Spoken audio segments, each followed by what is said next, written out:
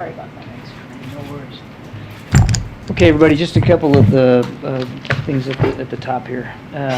Today, I think, and you may have heard Secretary Blinken talk about this earlier, officials from the U.S. Embassy in Moscow attended the 6th session of the court hearing of American citizen Brittany Griner, who was being wrongfully detained under intolerable circumstances. I want to reiterate that President Biden has been clear about the need to bring home every American who is held hostage or wrongfully detained abroad.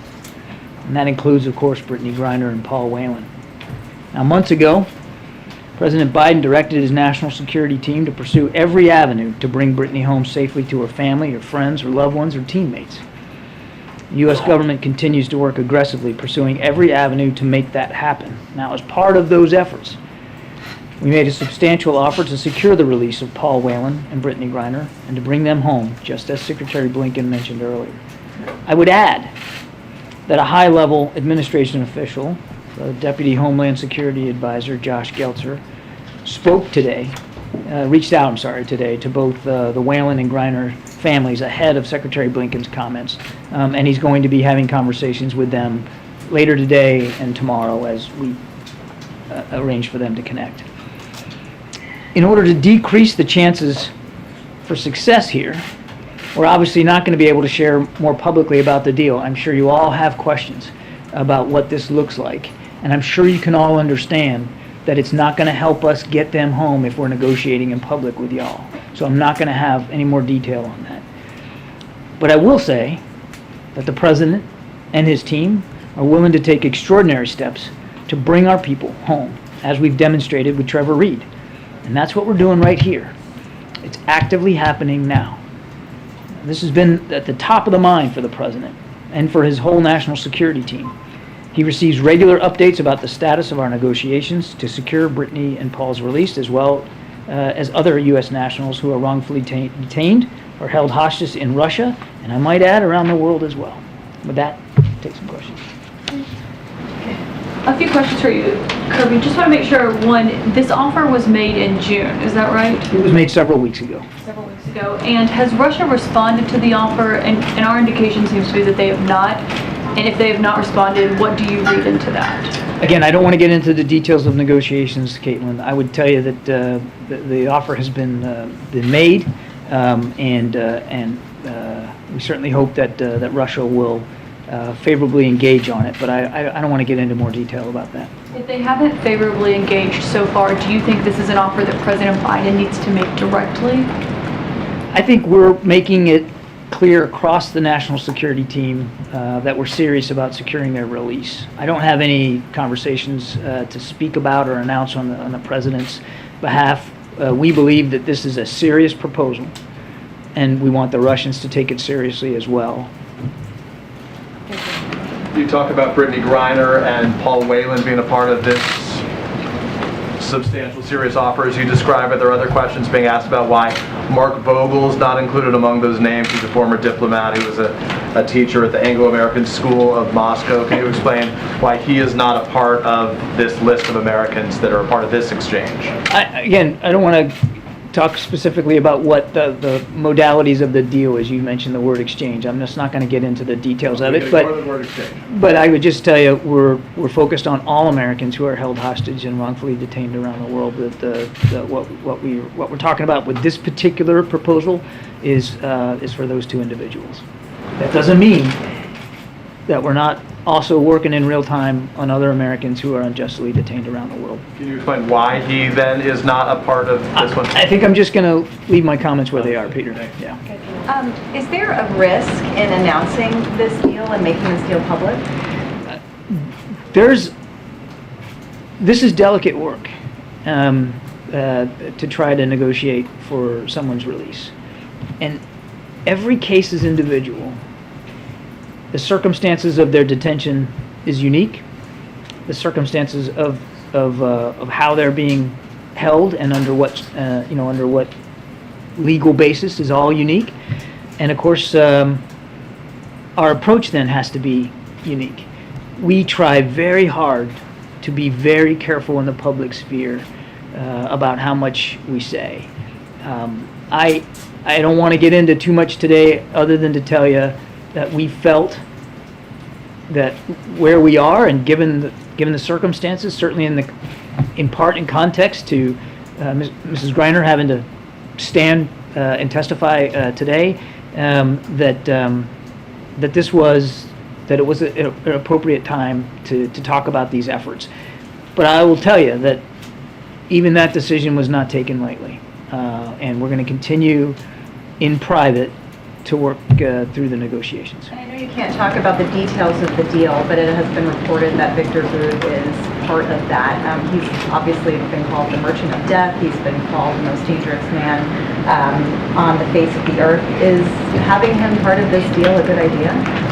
I'm not going to talk about the details of the negotiations and the arrangement, that the proposal that we made to the Russians. And again, I think, as I said at the top, I hope you all can understand why more detail is just not going to be helpful for us right now.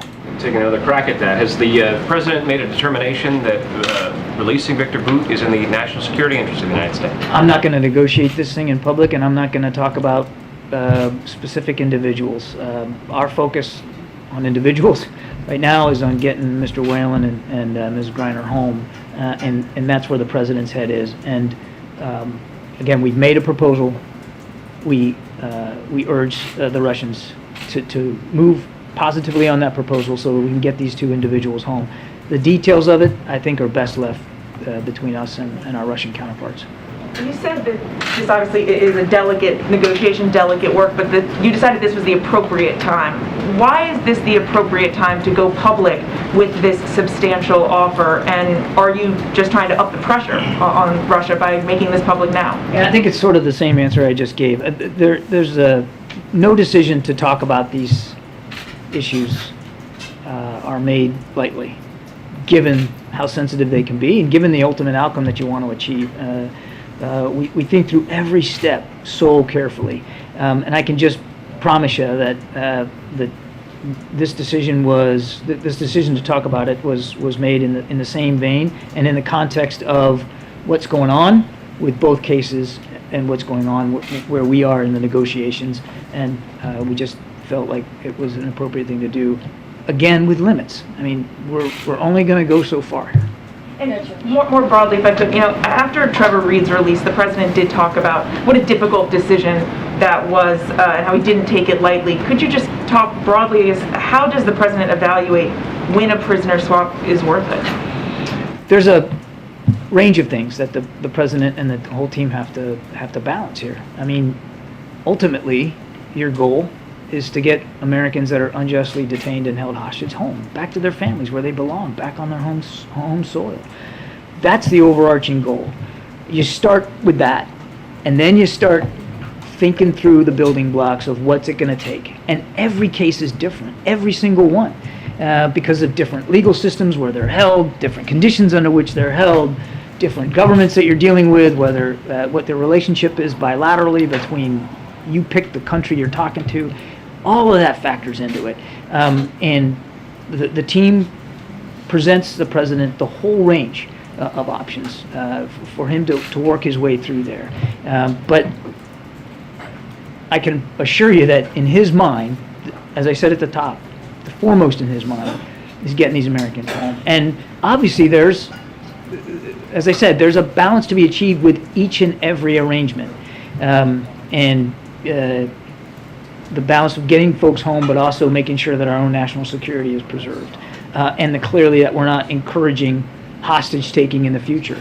And you can go back and look at any case and see that it's very rare that any one case is all lopsided on one way or the other. But the goal has got to be to try to find a way to get them home, and that's his focus. Mr. Kirby, we're reporting that the call with President Xi and President Biden has been set for tomorrow. Is there anything you can share about whether that time has been set and preview any of the call at all for us? I can't announce a date and a time for you. I think the president spoke to this just the other day, that he expects to do this very soon, and I think it will be certainly very soon, in coming days. But I wouldn't get more specific than that for you. Hang on, he had a second question. I'm not going to get too far ahead of a conversation that the president's having with another head of state, except to say there is an awful lot in the bilateral relationship between the United States and China for these two leaders to talk about, and this, I think, will be their 5th call. So it's not like they haven't had communications, and that's the key thing, is that the president wants to make sure that the lines of communication with President Xi remain open, because they need to. There's issues where we can cooperate with China on, and then there's issues where obviously there's friction and tension. All of that I would expect the president to bring up inside this. So clearly, tensions over Taiwan, tensions over China's aggressive and coercive behavior in the Indo-Pacific, outside of Taiwan, tensions in the economic relationship, Russia's unprovoked war in Ukraine. I mean, I would expect all these things to be part and parcel of the conversation. I'm sorry, I know you've been asked this question like 100 times in the last 2 days. Let's make it 101. It was reported today that Speaker Pelosi invited other members of Congress to Taiwan on a potential trip. Do you have any update for us on what information the administration has given the Speaker's office? You said yesterday, if I recall correctly, the information had been provided in recent days. Yeah. Has there been any update to that, or do you have any comment on the potential for Speaker Pelosi to make a stop? I actually, with other members of Congress. Yeah, I don't have much to satisfy you today. I mean, first of all, I'm not going to speak to Speaker Pelosi's travel. That's really for her and her staff to speak to, and there's been no announcement, as far as I know, no decision made. So that's a better question put to the Speaker and her team. I will tell you that it's routine for us to, when she travels overseas, to provide her facts and analysis, context, geopolitical realities that she's going to be facing wherever she goes. And there's always issues of security surrounded by her travel too, that sometimes the Department of Defense participates in, depending on where she goes and how long she's going to stay and what the threats and challenges are. And we do that routinely, and that's really what our focus is on here. The Speaker will make her own decisions. Okay. Yeah, in Europe they are talking about conserving natural gas for fear of Russia cutting off supplies this winter. They're developing these plans. Where do things stand with U.S. efforts or global efforts to supply alternative sources of natural gas? I realize it's August and it's 1,000,000 degrees, but it will be winter soon. It's 1,000,000 degrees in here too.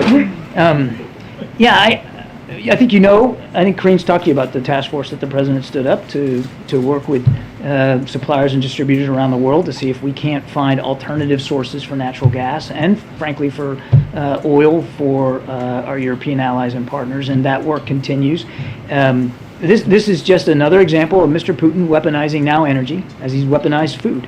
And we're going to work as hard as we can. I don't have a specific update for you today, but we're going to work as hard as we can to make sure, in the context of the president's task force, that we are trying to find alternative sources for our European allies and partners as they, face a frigid winter here. We understand the realities of that and the impact that that's going to have on their lives and livelihoods. Can I ask Karine about the economy, or are we doing I'll come to okay, great. Yeah, I'll be at the podium once Kirby's done. Yes, yesterday state that the officials say they criticize China's behavior in the South China Sea. They say the China's aggressive behavior means it's only a matter of when before major accident happens. So how are you concerned about China's behavior in the South China Sea? And do you expect the president will talk about the issue with the President Xi?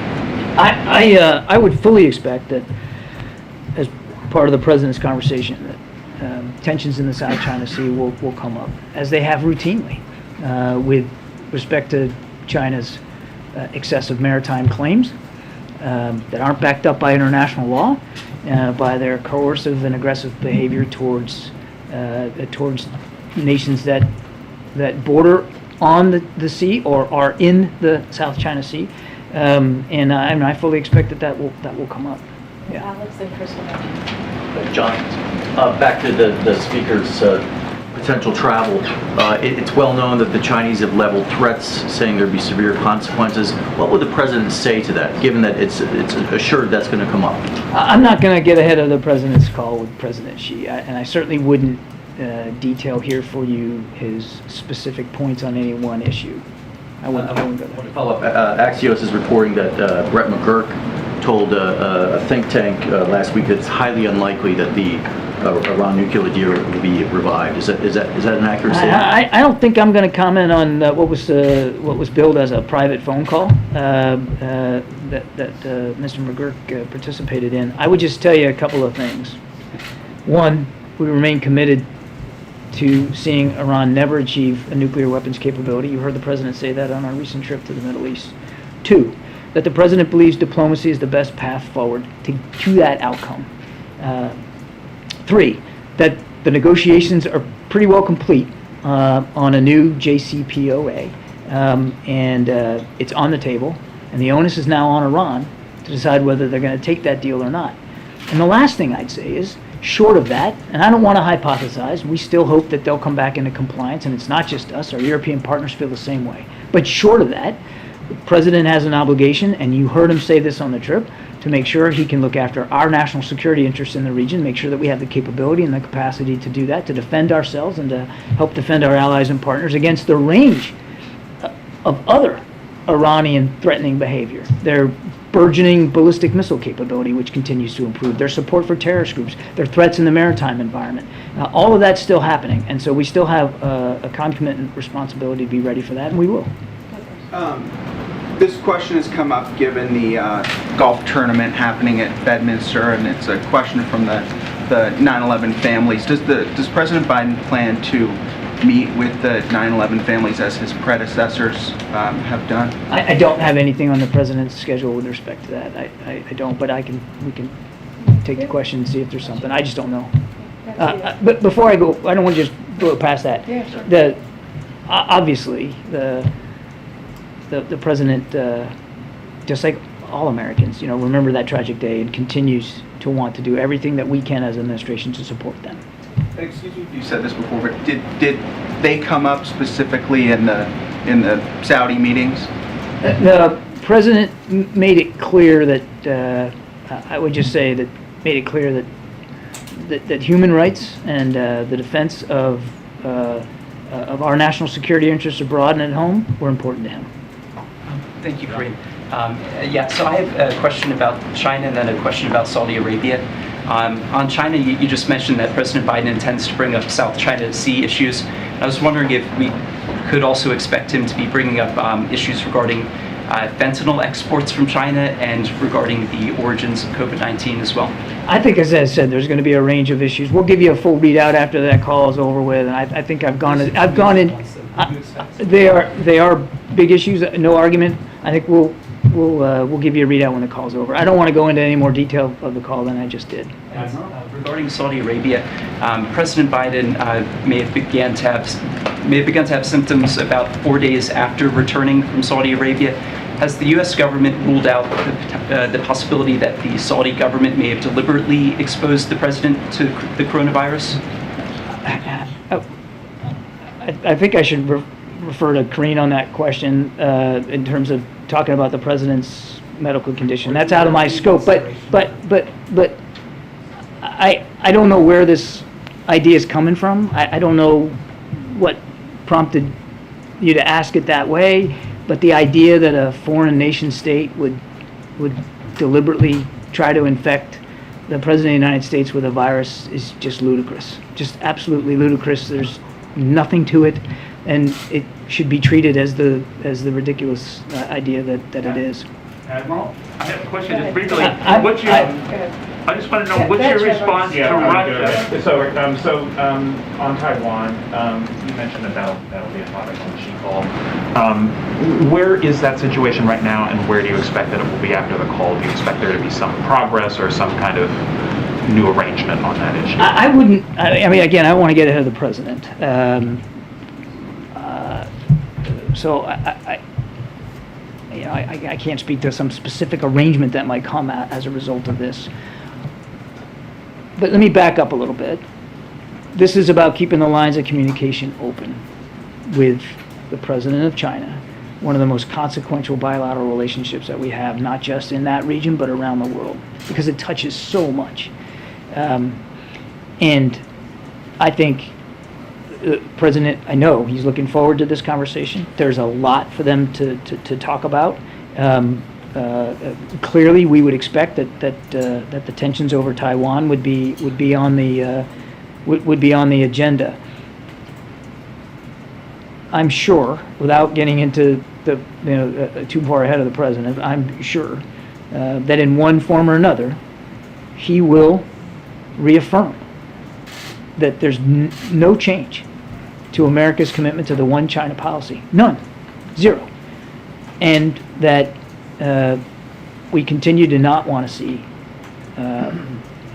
cross-strait issues or tensions resolved unilaterally, and certainly not by force. And there's no reason for it to. But there's no change to our one China policy, and I'm quite certain that the president will reaffirm that. We're mindful. I mean, it's not like the president's not mindful of the context here. That there has been rising tensions in and around the Taiwan Strait, and that the Chinese have been more aggressive, the Chinese military. And as you've heard many leaders across the administration say, that's not only not helpful, it's not necessary, because nothing has changed about our one China policy.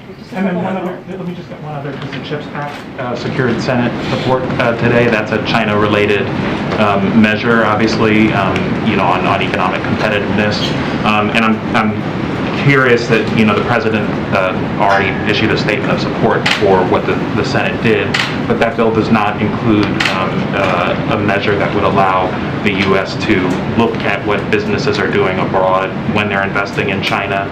That provision was stripped out. Does the White House expect to issue an executive order to fill in that gap? That's a better question for my colleague. All right, just a couple more. Ebony, Sebastian, Tyler. I know you can't give us much details about the negotiations with Griner and Whelan. However, was there any conversation with the family of Whelan or even Griner's wife before the announcement was made? Has there been any conversation? We have been in constant touch with both families about the status of negotiations. So they have been informed every step of the way, so that they understand exactly what we're doing on behalf of their loved ones. There was outreach to both families today in advance of Secretary Blinken's press conference. I don't know that we connected with both of them before that, but there was certainly an effort to do that. And as I said in the opening statement, we'll continue to reach out throughout the rest of the day and tomorrow as well. And did they seem satisfied with, I know you said not Whelan, but with Griner's, I don't know whether you spoke with her wife or whether it was her mother and the rest of her family, or were they satisfied? What was the sentiment that was said in that conversation? I'm not going to speak for the families. They need to speak for themselves. But we have, I do want to stress again, we have kept them informed every step of the way. The outreach today was just to let them know, hey, we're going to be talking a little bit more about the arrangement, but it's part and parcel of a constant contact that we've had with them throughout, and so we've been working real hard to keep them informed. Thank you. On the she call, again, hello, it's me, Sebastian. Thank you for taking my question. On the she call, you keep stressing that the president's, perhaps his main goal is to have the lines of communication open. It's also often been said the president is somebody who likes to have face-to-face meetings with leaders. I mean, the White House says that all the time. So both are important. Right. So now that COVID is, over, quote unquote, the president is today. He was in the Rose Garden. Is there any plan, or if not plan, is there any desire? Is there any talk about an in-person summit with Xi? Because it's something you guys never. It just never gets raised. This is his 5th phone call, right? Yeah, COVID's not over. We just came off a very important trip to the Middle East. I don't have a trip to Beijing to speak to or announce today, and I don't have a visit by President Xi to speak to or announce today. But if and when that happens, we'll certainly be able to talk about it. There's certainly no prohibition to it or no policy against it. I mean, this is their 5th conversation. As I said, this is one of the most consequential bilateral relationships in the world today, with ramifications well beyond both individual countries. The president clearly understands that, and we'll continue to work on that relationship. I just don't have a physical face-to-face meeting to talk about today. Expressed any frustration perhaps about that this, as you say, is so consequential, there's so many issues, they're so big that maybe Frustration about what? that he is not getting to see Xi in person and hash this stuff out face to face. I mean, this will be his fifth conversation. I don't think he believes he doesn't have the opportunity to relay his concerns to President Xi, to listen to President Xi and what his issues are. I mean, I think part of doing these calls is to keep that communication going. I don't think the president feels like communication between the United States and China is lacking. And it's important to remember that it's not just at his level. I mean, the defense secretary, the secretary of state, other cabinet officials, Mr. Sullivan clearly works on this relationship very, very hard as well. So, I mean, there's a whole level here of communication with the Chinese.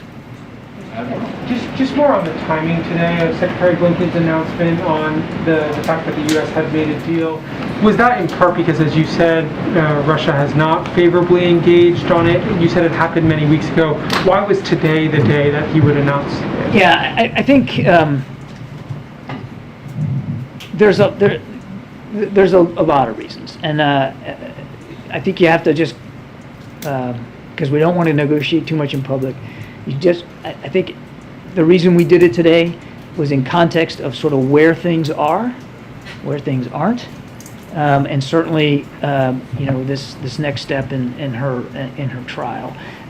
There was a lot of reasons that we factored into making this public today. You say you don't want to negotiate in public, but that's precisely what you're doing. You made this announcement today after weeks of secret negotiations to let the public know. Is this part of pressure campaign? Is this? You said there's many reasons. Can you give the American public a sense of what those reasons are? Yeah. Well, by saying that there's a proposal on the table is not negotiating in public. I would take issue with that. But to your larger point, we believe it's important for the American people to know how hard President Biden is working to get Brittany Griner and Paul Whelan home. We think it's important for their families to know how hard we're working on this, and we think making it clear that there is an actual proposal made, that there is something tangible on the table, is important context for the world to know about the United States seriousness with which we will try to get our citizens back home. I mean, there's a lot there, Tyler. I couldn't point to like one thing and say this is what made it happen today. There's an awful lot going on inside the context of the work to get them home, and we felt that that letting everybody know, not just the American people but the whole world, that there's a proposal, and we're waiting on Russia to make a decision about that. Yeah, thanks, Karine. I just want to clarify, John, is it the White House's position that Nancy Pelosi should or should not go to Taiwan? The Speaker of the House makes her own decisions about travel. We provide facts, context, analysis, geopolitical realities that she'll be facing wherever she goes. Our job is to inform her decision-making process, and we're doing that. The Speaker makes the decisions. Well, why wouldn't the White House make a public position on this? It would be such an important, significant trip. We typically don't, though. I mean, wherever the Speaker goes and whenever she goes overseas, I mean, this is exactly the way it works. We don't make it a habit of speaking for her travel or telling the public, more detail and context about where she's going to go and what she's going to do. That's really for the Speaker to talk to. So the White House, just wrapping this up, hasn't relayed any position to the Speaker on this matter. I'm not going to talk about the conversations that are being had with the Speaker's office. I'm not going to get into the details of it. What I can tell you is our obligations, and we take them seriously, and the national security establishment is to make sure that as she prepares to travel, she does so fully informed with all the context, analysis, and information she needs to make the best decision. And again, I've seen no decision, we've seen no announcement. That is entirely for the Speaker to determine. Thank you. Admiral, what about Russia? Thanks, guys. Russia's banning a Jewish agency and is... I'm sorry, guys, I gotta go. I think I got everything, right? That's all you- Russia and Africa. Thanks, guys. All right. Thanks, John. Okay, I have a couple things for you at the top. Someone mentioned CHIPS, and today the Senate passed the CHIPS and Science Act with a strong bipartisan vote, which will lower cost and create good-paying jobs here at home. We know that many families are worried about the state of the economy and the cost of living, and the CHIPS bill is one answer. It will accelerate the manufacturing of semiconductors in America, lowering prices on everything from cars to dishwashers. It will strengthen our supply chains and national security because we will be able to make these critical technologies at home. Next, the bill will go over to the House, as you all know, for a vote, and then the President will sign it as soon as possible. As I mentioned earlier this week, we are closely monitoring the extreme heat conditions impacting millions of Americans. The President has directed his team to take swift and aggressive action to protect communities, and last week announced $2.3 billion through FEMA to help communities increase resilience to heat waves, drought, wildfires, food, hurricanes, and other hazards. Federal officials are proactively inspecting over 70 high-risk industries and areas under a heat warning or advisory. Yesterday, we also launched heat.gov, a website that provides information and tools to assist federal, state, and local governments in responding to extreme heat. And today we announced additional actions to lower electricity bills and maintain an affordable energy supply to cool homes. We are paving the way to expand access to low-cost community solar power for 4.5 million families in HUD-assisted housing. We announced that 5 states and Washington, D.C. have signed up to pilot a new federal platform that will connect low-income households to low-cost solar power, saving families a combined $1 billion annually in electricity bill costs across the participating locations. We launched a new initiative to help small rural housing authorities, making rental housing more energy efficient, resulting in savings that can be reinvested in lowering costs for rural families. We also announced new investments to strengthen America's solar workforce by expanding union density and increasing participation from underserved and underrepresented groups in the rapidly growing solar industry. President Biden is taking bold action to tackle the climate crisis and protect Americans from threats like extreme heat, and he will continue to take action. One last thing, and then we can get started. Today, the Treasury Department announced new steps that will make it even easier for state and local governments to use American Rescue Plan funds to increase the supply of affordable housing in their communities. This builds on commitments made in President's comprehensive housing supply action plan to address housing shortages and lower costs for families. Tackling costs for families is President Biden's #1 priority, and while the housing shortage in U.S. long preceded the pandemic, increasing the supply of affordable housing remains critical to lowering housing costs for families over time. American Rescue Plan funds have already been a key source of state and local investment in affordable housing, providing billions of dollars to help improve housing stability, preserve and develop new affordable housing, and helping homeowners stay in their homes. But today's steps will help leverage even more American Rescue Plan dollars to help close gap in the supply of affordable housing. So those are the announcements that I have for you. Will, you want to kick us off? Sure, thanks. I've got 2 things. Does the President's increased COVID testing cadence that Dr. O'Connor mentioned mean that he's going to be tested daily for COVID, at least in the near term? So what I can promise to you is that we will be as transparent as we have been this past couple of days in letting you know when the President tests positive. We know there's been questions about a potential relapse. That is very, very a small percentage of that happens. But if that were to happen, we would share just like we have been every day with the letter, detailed letter from the president every day, with letting you know from that day on Thursday. We put out a statement, we put out a letter, and we were very, very transparent on what was happening with the president's health. So if that were to occur, we would certainly be transparent on that. Nothing on the cadence specifically? I don't have any change of cadence, but I do, we will promise to be transparent and share when he, if he were to, if anything were to change. Again, small percentage of that happening to change with his testing, status. Okay, and one other thing on another topic. What's behind the president invoking President Trump more often in his remarks? He's been tweeting about it. He spoke about it on the tape remarks yesterday. Is this part of a change in strategy to specifically name Trump? So as it relates to the tape remarks that you're speaking about, where he addressed black law enforcement, which was the Noble event that happened on Monday, look, the president has spoken many times before about his predecessor's role and the responsibility that his predecessor bears on January 6th, and and I spoke to this yesterday as well. The president wanted to use that moment to thank the heroes, the law enforcement heroes, to thank them for their bravery, and made a comparison to what we saw his predecessor Donald Trump do on that very day, which is instead of standing on the side of the law enforcement, instead of standing on the side of democracy, he stood on the side of the mob.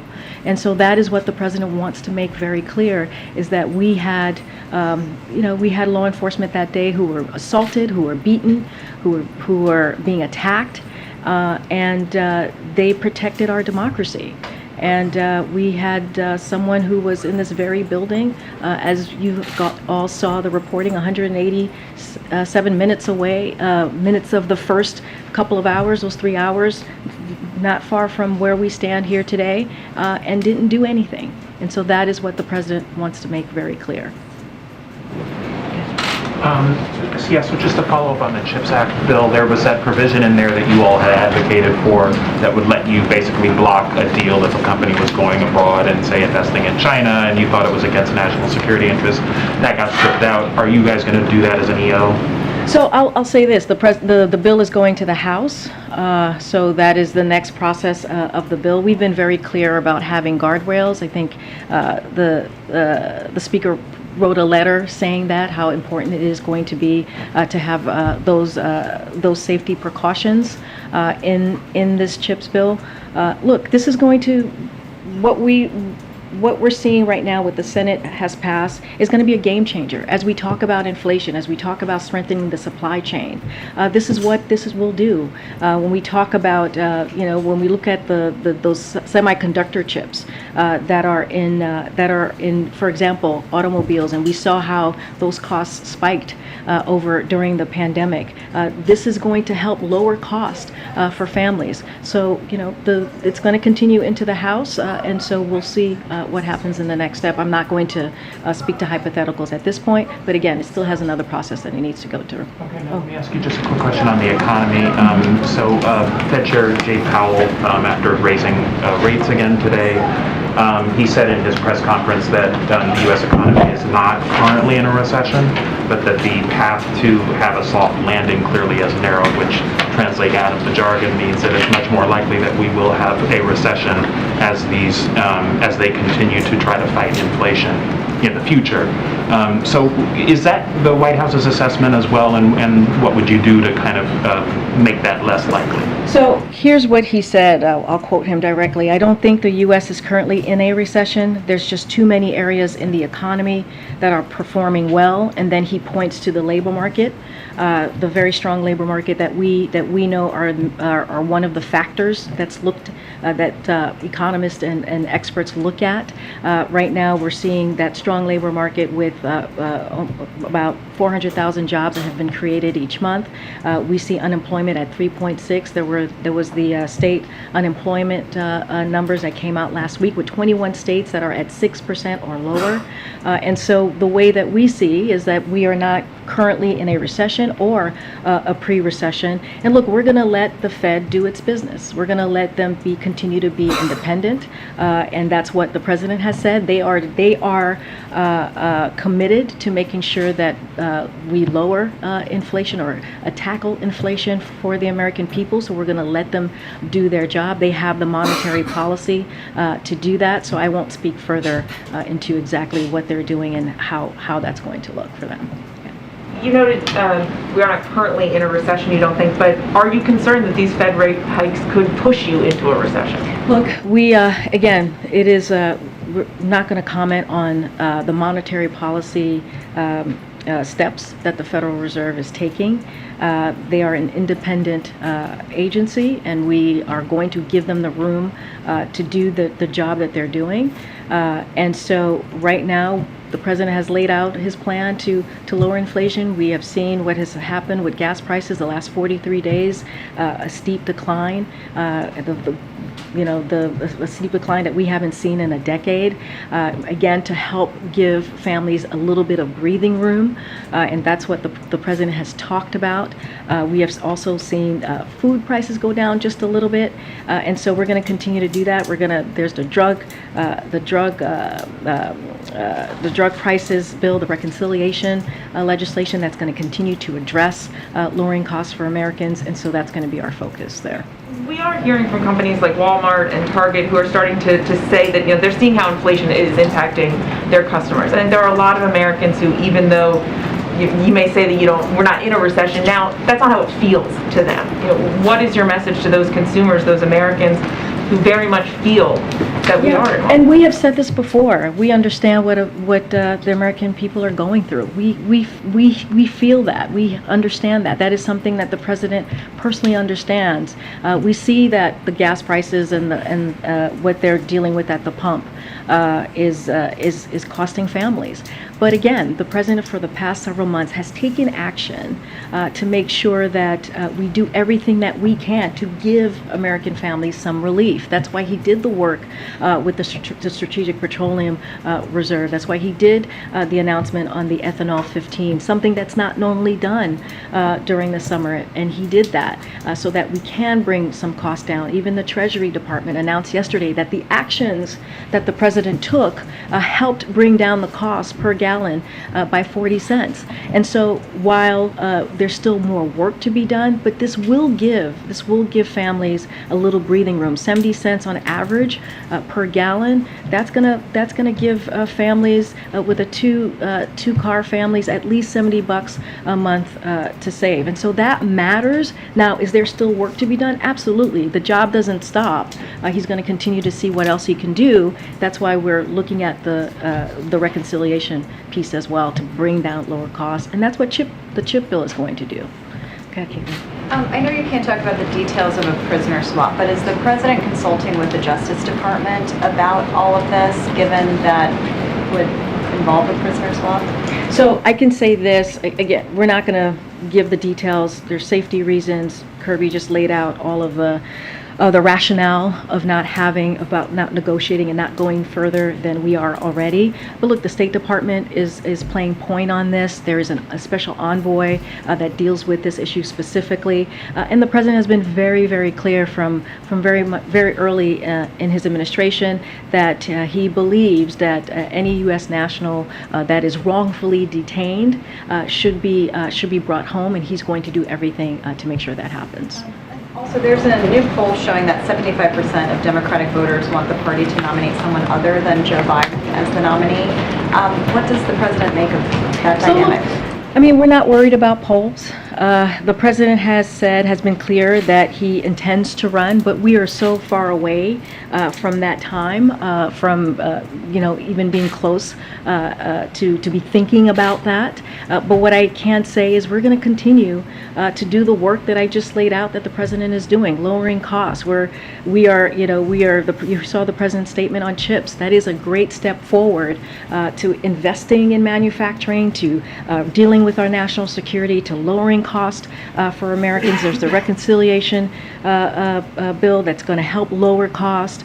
There are definitely plans that we're going to continue to work on, so we don't leave anybody behind. And so that's going to be his focus. And I will say on the other side, you got the MAGA congressional Republicans who are putting forth plans that's going to take away sunset Medicare, sunset Social Security, increase taxes for Americans making less than $100,000 a year. That is what the plan is on the other side. At least this president has a plan, and he's doing the work on behalf of the American people. Great, but so as you talk about plans on the other side, it was this president's plans that contributed to inflation, right? No, it was not. It was this president's plan. If we talk about the American Rescue Plan, look, Peter, when the president walked into this administration, there was an economic crisis, there was a COVID crisis, there was a climate change crisis, and we're still dealing with a lot of that right now. But the president turned the economy back on. There were businesses that were closed, schools that were closed, and because of the American Rescue Plan, by the way, no Republican voted for that plan, and that plan had $350 billion for public safety, another thing that Republicans talk about, but they actually don't do, and they don't push forward on a policy that will help our law enforcement. That plan helped put us in a stronger labor market and help make our economy stronger. And so that is what is happening. It is not the president that has created inflation. There are also outside factors that has led us to where we are today. If things are going so great though, then why is it the White House officials are trying to redefine recession? No, we're not redefining recession. If we all understand a recession to be 2 consecutive quarters of negative GDP growth in a row, and then you have White House officials come up here to say, no, that's not what a recession is. It's something else. How is that not redefining recession? Because that's not the definition. That is not the definition. Brian Deese said in 2008, of course, economists have a technical definition, which is of a recession, which is 2 consecutive quarters of negative growth. I can tell you this. Yesterday he said 2 negative quarters of GDP growth is not the technical definition of a recession. It is not. It is not. Why did he say that it is not? I can speak to what he said yesterday in front of all of you, which is the last thing that you just repeated. There are many factors. Economic factors and indicators to consider, and I will say that the textbook definition of recession is not 2 negative quarters of GDP.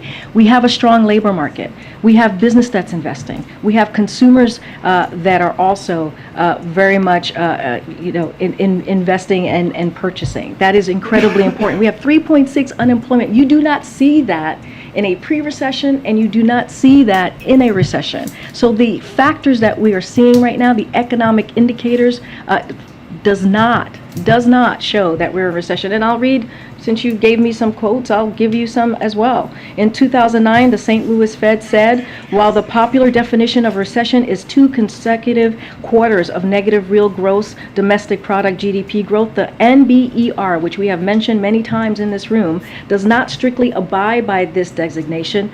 Instead, the committee broadly defines a recession as a significant decline in economic activity spreading across the economy, lasting more than a few months. NBER has been around since 1920. I'm going to move on. Okay.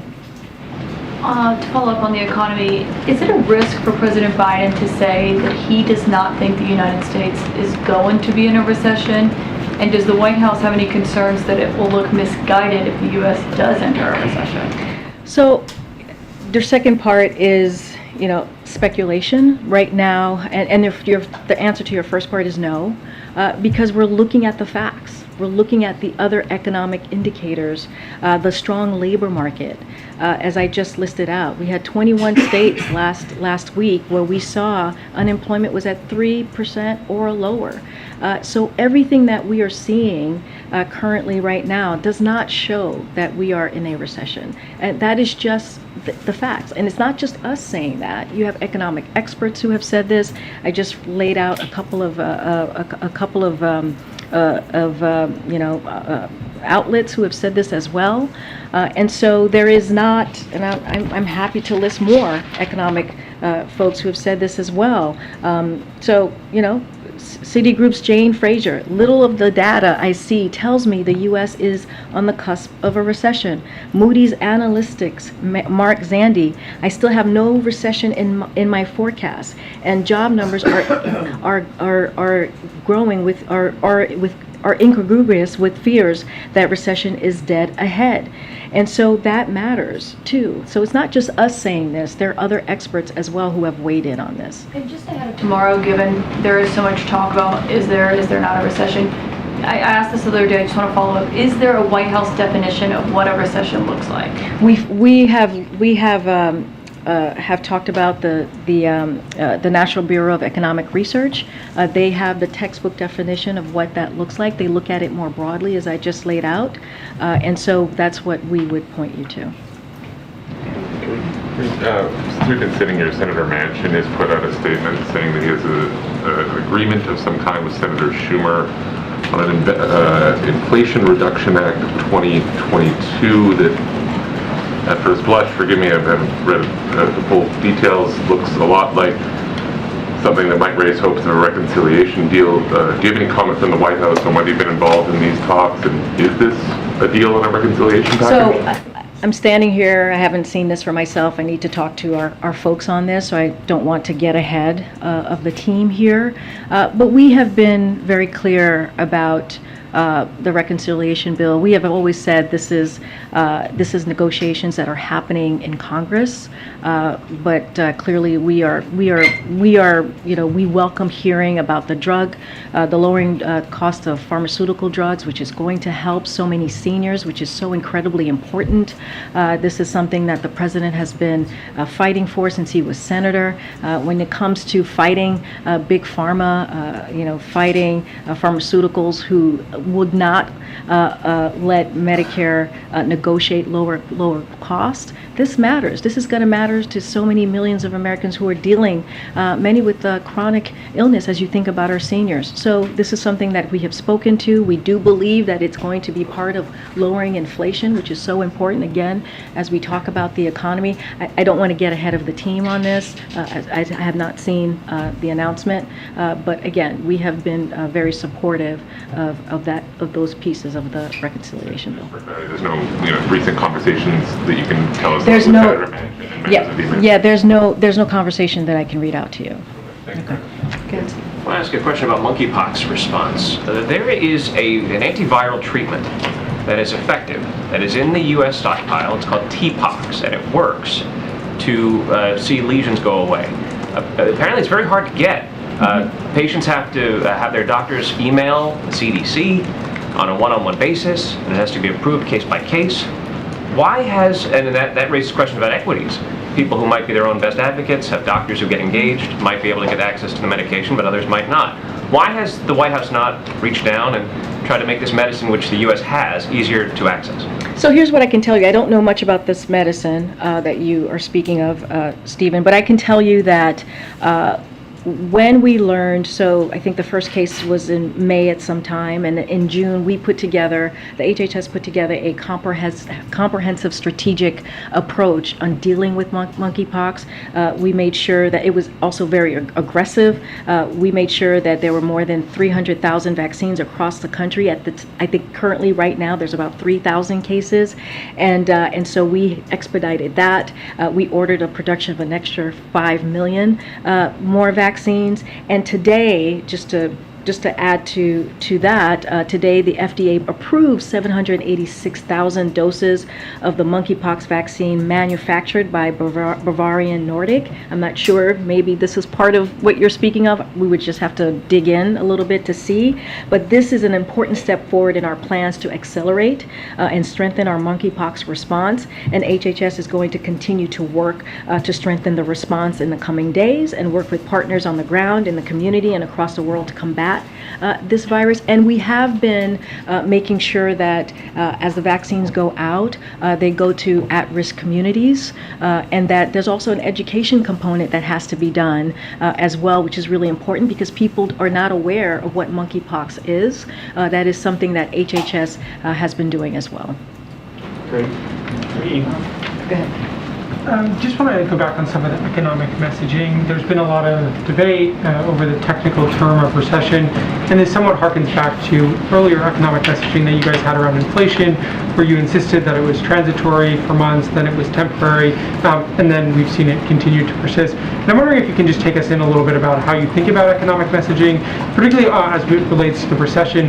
The argument over whether we are or not in a recession, I think when we talk to Americans, sort of misses the point about the economic attitude and feeling that they have, and the struggles that they face with increased prices across the board, as we've seen over the many months. And I'm wondering if the White House finds it effective to debate the technical term of recession versus speak more broadly to Americans, who it doesn't really matter whether a group of economists that they've never heard of declare a recession when it comes to their, just getting by. No, I get your point, and to some degree I agree. Right, there are Americans here who are feeling the high prices and the cost very personally, and that is something that the president, I believe, has talked about almost any time that he talks about the economy. He talks about the pain that the American people are feeling, and he talks about his plan and what he is going to do to lower cost. That's why we bring up gas prices, because we have seen costs go down. We understand that we need to do more, and we will. We'll continue to do more by asking oil companies to make sure the profit that they're making passed on to the consumer. So we should see more going to the consumer as prices are going down. I was just asked about the reconciliation bill. That is something that is incredibly important as we lower drug prices. And so there is a myriad of ways that we are working on to make sure that we have a plan and that cost is lowered. But as we are being asked about recession, as we're being asked if we are in one or if we're going to one, what we're doing is just laying out the facts. I have a long list of other organizations, other economic groups that have said we are not in a recession, and because of the strong labor market, there's no indicator, or all these different indicators doesn't show that we're headed into a recession. So we're just laying out the facts as we are seeing it, and we're also pointing to NBER, who actually has the textbook definition, and they look at this more broadly, as I've said. But we're going to continue to talk about the American people. We're going to continue to talk about what they're feeling. That's why the chips is so important, as I just mentioned very early on at the top.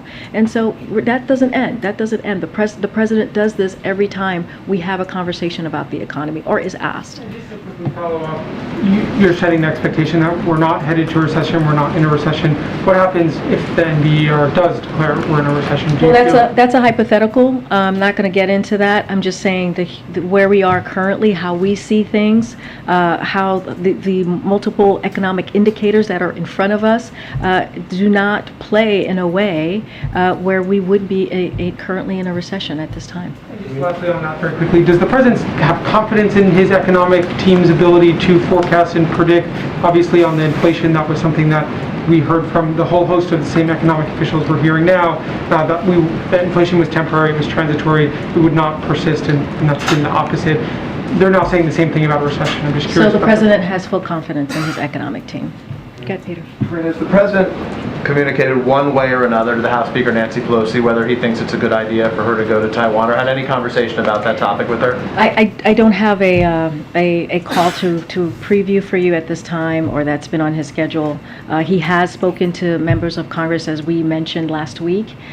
Those were one of the many things that he did while he was working from the White House residence.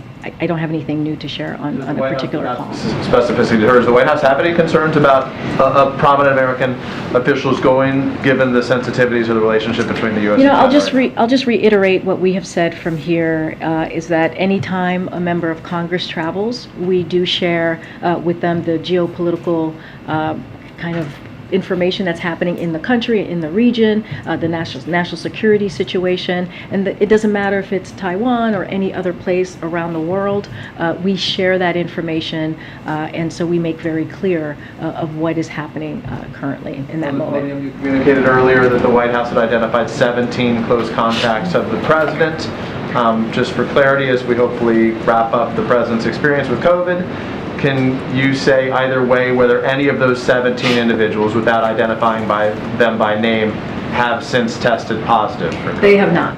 Not one of the 17? They have not tested positive. Thank you. Okay. Thank you.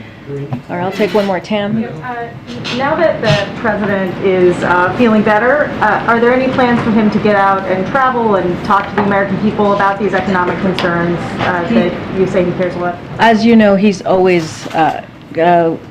always willing and thrilled and excited to go out and talk to the American people, have those one-on-ones that you see him have when he is at the rope line or when he is engaging with the American public. So he certainly is looking forward to getting back on the road. As far as a schedule, any travel, upcoming travel, nothing to add, nothing to share at this time on any addition to his travels in the next coming days. All right, thanks. I'll be back tomorrow, guys. We'll be back tomorrow. Thanks, everybody.